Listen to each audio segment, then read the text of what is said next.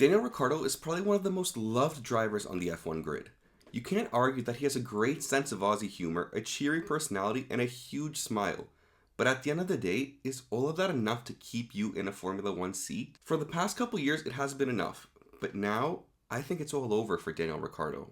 It's never easy when we have to talk about a driver walking away from the sport, and it makes it even harder when that driver himself isn't ready to go yet. Daniel Ricciardo is a prime example of somebody who would love to continue his career, preferably in a winning car, but just doesn't seem to have the it factor anymore. Given his previous struggles at McLaren and now at VCARB, I think Daniel's days are unfortunately numbered in F1, and we probably won't be seeing him on the grid for much longer. So sit back, hit that subscribe button to make sure you're in the loop when I drop another video, and let's dive into it. Daniel Ricciardo started off strong in Formula One. He was a test driver for Red Bull Racing from 2009 until 2011 and was then contracted by HRT to compete in a couple of races for them.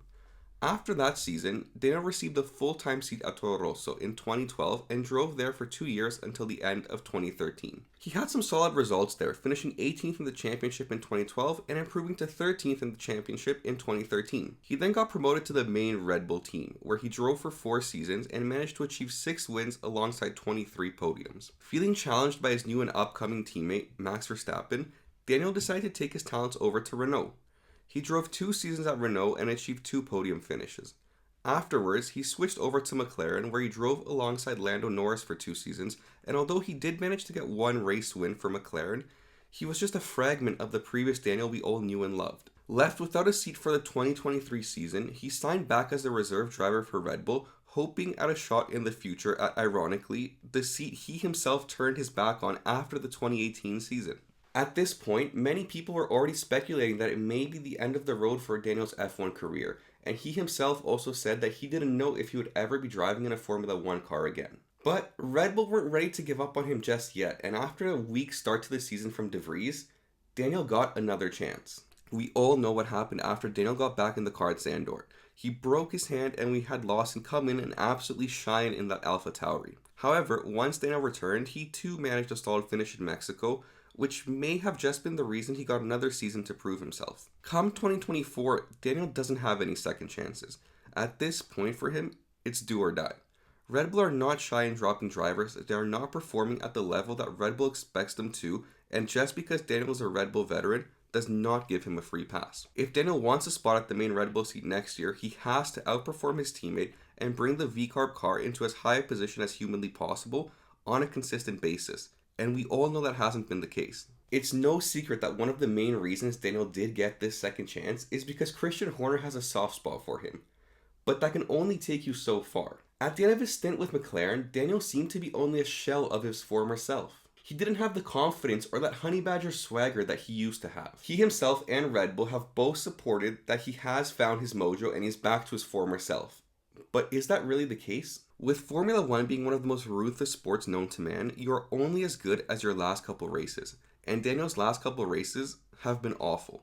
In the 3 races we have had so far, he has finished outside the points in all 3, has been beaten by his teammate Yuki Tsunoda in 2 of the 3 races, plus 1 controversial situation, and has been out-qualified by Yuki in all 3 races. Things have gotten so bad that there are rumors circulating of Helmut Marko giving Daniel an ultimatum that if he doesn't up his race pace quickly and start bringing home some results, he will be getting the axe pretty soon. These rumors were dismissed, but I honestly don't think they are too far from the truth. Helmut Marko is already being vocal about how Daniel is too slow in race pace and he needs to get quicker. It also makes it much easier for Red Bull to be aggressive in regards to dropping Daniel when they know Liam Lawson is on the sidelines, also nudging the team to give them a shot or threatening to take his talents elsewhere. You would think it's only fair to give Ricciardo the entire season to try and figure out how that car works and to prove himself, but Red Bull have shown time and time again that they don't really care. So if Red Bull do decide to drop Daniel Ricciardo, would he realistically have a shot at landing a seat elsewhere?